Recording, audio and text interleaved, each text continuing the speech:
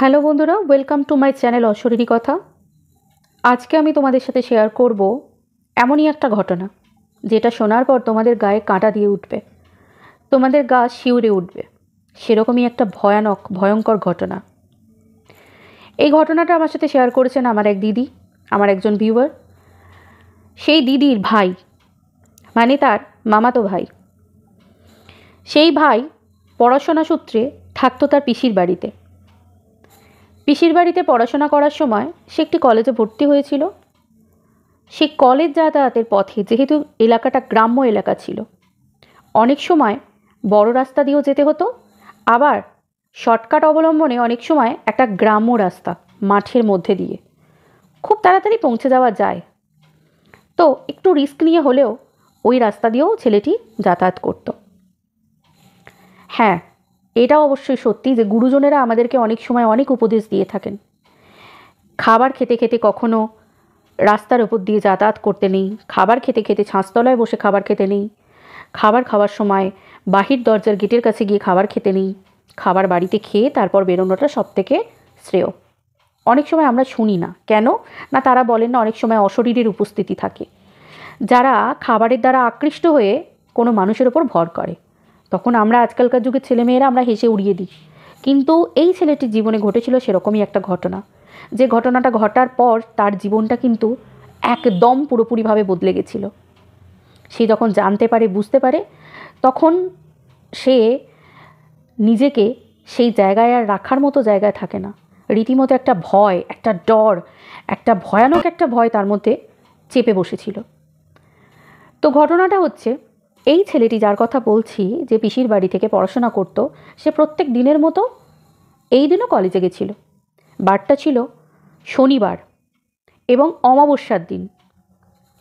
সেই দিনকে মোটামুটি ওই 2:30-3:45 নাগাদ তার কলেজ ছুটি হয়ে যাবার পরই কলেজ থেকে বাড়ি ফেরার সময়, যেমন বললাম শর্টকাট অবলম্বনে একটি মাঠের রাস্তাও আছে, ভেবেছিল যে এখন 3:30-4:45 বাজছে, একটু তাড়াতাড়ি ছুটি হয়ে গেছে, তাহলে মাঠের রাস্তাটা ধরে যদি আমি যাই তাড়াতাড়ি বাড়ি পৌঁছে যাব, সূর্যের আলো আছে, অসুবিধে নেই। গ্রামাঞ্চলে যেটা হয়, 3:30-4 মানে মাঠ থেকে লোকজন অনেকে বাড়ি ফিরে গেছে, ফাঁকা ধুধু মাঠের রাস্তা। তখন ছেলেটি ভাবে যে দুপুর হয়ে গেছে, আজকে তো টিফিন খাওয়া হয়নি, তাহলে আমি একটু কিছু খাবার কিনে নিই। ও কোনো মাছের চপ জাতীয় এবং চিকেন পকোড়া মিক্সড এরকম একটা খাবার কিনে নিয়ে ও রাস্তা দিয়ে খেতে খেতে যাচ্ছিল। ভেবেছিল যে খেতে খেতে যাই, খাবারটা খেতে খেতে গেলে কখন পৌঁছে যাব বুঝতেও পারবো না। খাবারটা খেতে খেতে যথারীতি সে যায়, বাড়িও পৌঁছে যায় একদম ঠিক টাইমের মধ্যে। কিন্তু এই যে বাড়ি পৌঁছালো, এটাই তার জীবনের হলো কাল। বাড়িতে পৌঁছানোর পর সে তার পিসিকে বলে যে আমি চলে এসেছি, বলে নর্মালি ঘরের মধ্যে ঢুকে যায়। কিন্তু অন্যদিন যেরকম একটু ভালোভাবে কথা বলে এবং যে টোনে কথা বলে, সেই কথাবার্তাগুলো আর আচরণটা স্বাভাবিক ছিল না। তার পিসি লক্ষ্য করে যে তাহলে হয়তো শরীর টরীর খারাপ হতে পারে, বা চলে এসেছে দুপুরবেলা, ওই জন্য হয়তো একটু রেস্ট নিতে যাচ্ছে, ঠিক আছে রেস্ট নিক। হঠাৎ কিছুক্ষণ পরে যখন সন্ধেবেলা, তারা সন্ধে যেমন আমাদের নর্মালি নিম্ন মধ্যবিত্ত বাড়িতে এবং প্রত্যেকটা বাড়িতে সন্ধে দেওয়ার যে চলটা থাকে, এটা প্রত্যেক বাড়িতেই থাকে, এবং শাঁখ বাজানো ডেলি, আশা করি সকল বাড়িতেই শাঁখ বাজানো হয় এবং সন্ধে দেওয়া হয়।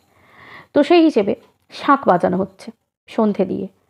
তখন ছেলেটি একটা গো গো শব্দ করতে থাকে এবং একটা বাজে রকম আচরণ করতে থাকে, যেটা কখনো একটা মানুষের ক্ষেত্রে করাটা খুব অস্বাভাবিক ব্যাপার। মানে একটা সিম্পল, একটা সাধারণ একটা ছেলে, অল্প বয়সী এবং একটা মানুষ, তার পক্ষে ওই রকম একটা গো গো শব্দ এবং একটা ওরকম আচরণ, এবং তার চোখগুলো রীতিমতো লাল টকটকে হয়ে যাচ্ছিল। সেই মুহূর্তে সেদিনকে ছেলেটি পিসমশাইও বাড়িতে ছিল না। পিসমশাই অফিসে গেছিলেন, তার শিফটিং ডিউটি ছিল, তিনি অফিসে গেছিলেন। তো সেই সময় তার পিসি কাউকে শেয়ার করার মতো কাউকে পাচ্ছিল না। সেই সময় পিসির বাড়িতে আরেকজন পিসির বৌমা ছিলেন, তাকে খুঁড়তুতো জারতুতো বৌমা। পিসি ডেকে বলেন যে দেখো, আমার মনে হচ্ছে না খুব একটা সুবিধের লাগছে, ওকে একটু দেখে যাও তো, কীরকম যেন একটা ব্যবহার করছে কীরকম। তখন এই বৌমা মানে এই বৌদি যখন বাড়িতে গিয়ে দেখে ঘরের মধ্যে ঢুকে, তখন একটা বিচ্ছিরিভাবে আওয়াজ করে ঝাঁপিয়ে পড়ে ছেলেটি তার মানে গায়ের দিকে। মানে একটা বিচ্ছিরি, এটা একটা মানুষের পক্ষে করা অসম্ভব। কোনো জঙ্গলি জন্তু জানোয়ার তারাও এভাবে বোধহয় ঝাঁপিয়ে পড়ে না। এবং চোখগুলো পুরো লাল টকটক করছে এবং গলা থেকে একটা অন্য আওয়াজ বেরোচ্ছে। এটা দেখার পর ওই বৌদি বুঝতে পারে যে এটা কোনো স্বাভাবিক ঘটনা নয় এবং ঘটনাটা অন্যরকম, এটা কিছু ঘটেছে, একটা ছেলেটার সাথে কিছু ঘটেছে। এবং তাদের বৌদির বুঝতে সময় লাগেনি যে এটা কীরকম ধরনের ঘটনা। তখন তার ওই ছেলেটির পিসিকে বলে যে একটা কিছু ব্যবস্থা নিতে হবে কাকিমা, এবং তার পিসমশাইকে মানে ডাকার জন্য বলে। কিন্তু তার পিসমশাই রীতিমতো অফিসে চলে যায়, তার ফিরতে টাইম লাগবে অফিস থেকে, সে রাত্রির হবে। তো সেই হিসেবে তখন পিসমশাই বলেন যে আমার আসতে দেরি হবে, তবে তোমরা একটু ওয়েট করো। তারপর ওই বৌদি জানায় যে যে ধরনের ঘটনাটা দেখে মনে হলো, তো এতে আমার একজন চেনা জানা আছে, একজন ঝাড়ফুঁক করে, তো তার সাথে একটু কন্ট্যাক্ট করে জানানো, তাকে যদি জানানো যায় সব ব্যাপারটা, তিনি কি বলেন একবার দেখা যাক। তো তাকে ফোন করা হয়। তাকে ফোন করার পরে তিনি আসেনও, কিন্তু অনেক রিকোয়েস্টের পর তিনি আসেন। আর সেই মুহূর্তে তার পিসমশাইও চলে আসে। বেশ আসা যাওয়া এরকম টাইমের মধ্যে যথেষ্ট সন্ধ্যের পর রাত্রি গড়িয়ে যায়। তখন তার পিসমশাইও চলে আসে অফিস থেকে। তখন তাকে ধরে যখন ওই যিনি ঝাড়ফুঁক করেন তিনি যখন আসেন, এসে যখন দেখেন, তিনি হিন্দু কালচারেরই, তো তিনি যখন দেখেন তিনি বুঝতে পারেন যে এটা একজন, মানে তিনি এইটুকু বুঝতে পারেন যে ওটা নর্মালি কোনো সাধারণ মানুষ নয়, কারণ একটা অশরীরী তার মধ্যে ভর করেছে, সেটা তিনি ক্লিয়ারলি পরিবারকে বলেন। এবং বলার পরে তিনি বলেন যে তার অমাবস্যার দিন পুজো আছে, মানে সেই দিনই ছিল অমাবস্যা, তার বাড়িতে পুজো আছে, কালী পুজো। তো তিনি বেশ কিছু রীতিনীতি কিছু বলে যান যে এই নিয়ম কানুনগুলো আপনারা করে রাখুন, আমি বাড়িতে পুজো করে এসে, আমার বাড়িতে অমাবস্যার পুজো আছে, কালী পুজো করে টোরে এসে আমি কিছু রীতিনীতি এখানে করব, আরও হোম টোম একটু কিছু পুজো টুজো করব। তারপর আমি চেষ্টা করব যে এই মানে অশরীরীকে এই শরীর থেকে বার করার জন্য। তবে হ্যাঁ, যদি ভোর হয়ে যায় তাহলে আমার পক্ষে সম্ভব নয় অশরীরীকে বার করা, বা ছেলেটাকে বাঁচানো খুব কঠিন হয়ে দাঁড়াবে। তো তখন সবাই রিকোয়েস্ট করে যে আপনি তাড়াতাড়ি পুজো সেরে আসুন, না হলে মানে যে কোনো মূল্যে ছেলেটাকে বাঁচাতে হবে, যে কোনো মূল্যে। অবশ্যই যিনি ঝাড়ফুঁক করেন তারও একটা দায়িত্ব আছে, কর্তব্য আছে। তিনি যথারীতি তার বাড়িতে অমাবস্যার পুজো করে আসেন। আসার পরে তিনি এই ঝাড়ফুঁক শুরু করেন এবং নিজের যে পুজোর নিয়ম কানুন শুরু করেন। তারপর রীতিমতো মানে যেমন আমরা দেখে থাকি যে অশরীরী ভর করলে কোনো মানুষের ওপর ঝাঁটা পর্যন্ত, ঝাঁটার বাড়ি পর্যন্ত প্রয়োগ করা হয়।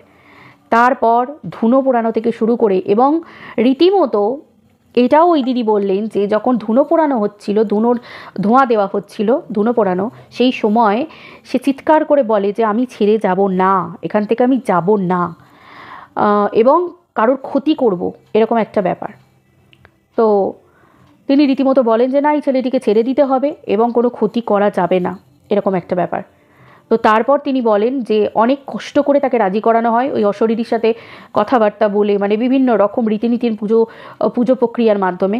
এবং তিনি বলেন যে তুমি যে এই ছেলের শরীর থেকে যাবে, তো আমি কি করে বুঝবো যে তুমি এই ছেলের শরীরটা ত্যাগ করে দিচ্ছ, এবং তুমি কে সেটা যদি বলে যাও। তখন বলে সে একজন মহিলা, এবং সে কিভাবে তার মধ্যে হাবি হয়েছে সেটাও সব কিছু বলে। যে সে খাবার খেতে খেতে ওই রাস্তা দিয়ে আসছিল, এবং সেখানেই ওই জমির রাস্তায়, মাঠের রাস্তাতেই সেই অশরীরী তাকে ফলো করেছে এবং তার শরীরে ভর করেছে। তো সেই ক্ষেত্রে তখন থেকে সে তার উপর হাবি হয়, ভারী হয়। তারপর ওই পুরোহিত বলেন যে যিনি ঝাড়ফুঁক করছিলেন যে আর তিনি কি করে বুঝবেন যে এই অশরীরী তার সেই ছেলেটির শরীর পরিত্যাগ করেছে। তখন অশরীরীকে বলে যে সামনে একটি জলের বালতি রাখা আছে। যিনি পুরোহিত তিনি অশরীরীকে বলেন যে সামনে একটি জল ভর্তি করা একটা 5 লিটারের বালতি রাখা আছে, লোহার বালতি। তো এই লোহার বালতিটাকে এমনভাবে নিয়ে গিয়ে ফেলতে হবে ঠিক যে জায়গায় যে তুমি চলে যাচ্ছ, তুমি নিয়ে যাও, নিয়ে গিয়ে ফেলে দাও এমন একটা জায়গায় যেন আমরা বুঝতে পারি যে তুমি ওই ছেলেটির শরীর ত্যাগ করে চলে গেলে। তখন সবাই লক্ষ্য করে যে ওই 5 লিটারের লোহার বালতিটা দাঁতে করে ওই রুগ্ন ছেলেটি, মানে আমি যার কথা বলছি, যে কলেজে পড়াশোনা করেছে, যার শরীরে ভর করেছে অশরীরী, সেই ছেলেটি একদম রোগা পাতলা, হালকা পাতলা, দাঁতে করে ওই রোগা ছেলেটি সম্ভব কোনো মানুষের ক্ষেত্রে? তো দাঁতে করে ওই লোহার বালতির ডান্ডাটা ধরে নিয়ে গিয়ে বেশ কিছুটা দূরে নিয়ে গিয়ে জল ভর্তি বালতিটা ফেলে দিয়ে একটা দমকা হাওয়া বেরিয়ে যায় এবং ছেলেটি সেখানে শুয়ে পড়ে। শুয়ে পড়ার আগেই সকলে ধরে ফেলে এবং তাকে এনে প্রথমে স্নান জল খাওয়ানো হয় ঠাকুরের, তারপর চোখে মুখে জল ছেটানো হয়, তাকে বালতি করে স্নান করাবার মতো করে জল দেওয়া হয়, গঙ্গা জলে ছিটে দেওয়া হয়, তারপর পুজোর ফুল ছুঁয়ে দিয়ে তাকে গরম দুধ খাওয়ানো হয় ওই পুরোহিতের কথা অনুযায়ী।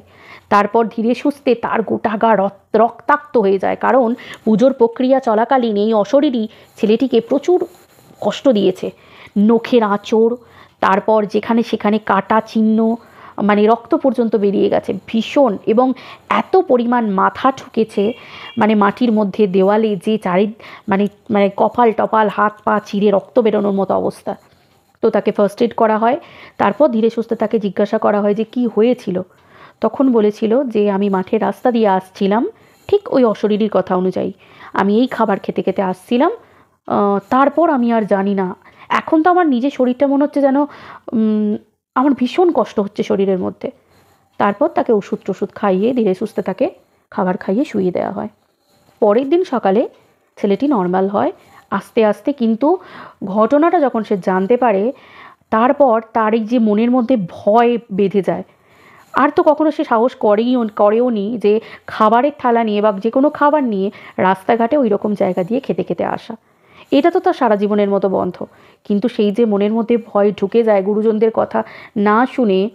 তো এই যে ঘটনাটা, এটা কিন্তু আমি তোমাদের সাথে শেয়ার করলাম, কারণটা এটাই যে আজকে একজনের সাথে হয়েছে, কালকে অন্যজনের সাথেও ঘটতে পারে। কারণ অশরীরের উপস্থিতি অশরীরই কিন্তু নিজে দায়িত্ব নিয়ে বুঝিয়ে দেয় সে আছে। তো এই রকম ঘটনা যাতে কারোর সাথে না ঘটে, তার জন্য এই ঘটনাটা আজকে আমি তোমাদের সাথে শেয়ার করলাম, যাতে তোমরা আগে থেকে সাবধান হয়ে যাও। কারণ সাবধানতা অবলম্বন করাটা সকলেরই কিন্তু উচিত, দরকার। আমাদের গুরুজনেরা আমাদেরকে বলেন, তার পিছনে নিশ্চয়ই কোনো কারণ আছে, কারণ তারা অনেকটা জীবন দেখে এসেছেন, তারা অনেক কিছু জানেন, বোঝেন, তাই আমাদের হিতার্থে, মানে আমাদের ভালোর জন্য কিন্তু তারা বলেন। তো সেই হিসেবে সকলে তাদের কথা মেনে চলা উচিত। তো বন্ধুরা, আশা করি তোমাদের এই ঘটনাটা যদি ভালো লেগে থাকে অবশ্যই লাইক কমেন্ট শেয়ার করো, আর এই রকম ধরনের ঘটনা আরও শুনতে অবশ্যই আমার চ্যানেলটা ফলো করো। চলো আজকের মতো টাটা, আবার দেখা হচ্ছে পরের এপিসোডে এরকমই কোনো একটা ভয়ঙ্কর গা শিউরে ওঠা ভৌতিক ঘটনা নিয়ে। চলো বন্ধুরা, টাটা।